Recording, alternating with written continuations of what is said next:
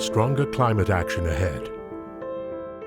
The 26th UN Climate Change Conference of the Parties, known as COP26, to be held in Glasgow, Scotland from 31st October to 12th November, is likely to focus on a few critical issues.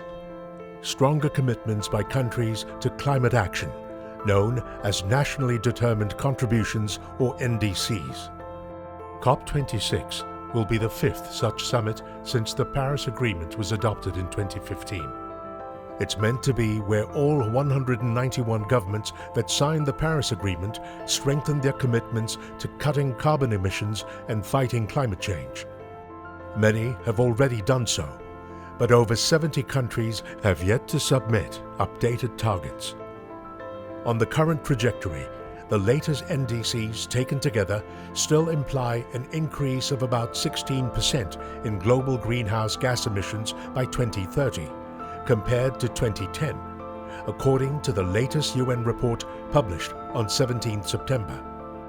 How to deliver on a commitment by rich countries to channel $100 billion a year in climate finance to help poorer countries.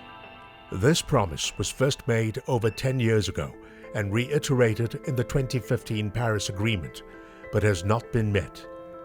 Mobilizing the $100 billion to help poorer countries make the low-carbon transition has been challenging because foreign aid tends to be politically unpopular.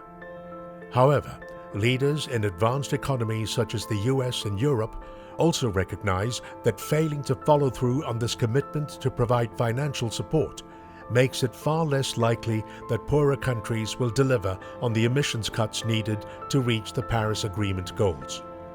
At the latest UN General Assembly meeting, US President Joe Biden promised to double US climate aid for developing countries to more than $11 billion a year, accelerating the adoption of renewable energy and green technologies, and reducing reliance on fossil fuels, in particular coal.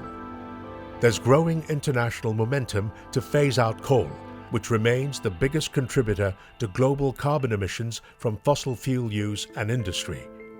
China's President Xi Jinping told the UN General Assembly that China would no longer build new coal power projects abroad and would step up support for other developing countries in developing green and low-carbon energy.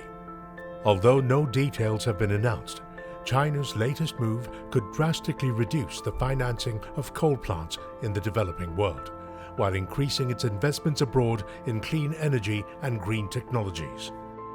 Bottom line, building international consensus around climate action will be a key goal of the COP26 summit.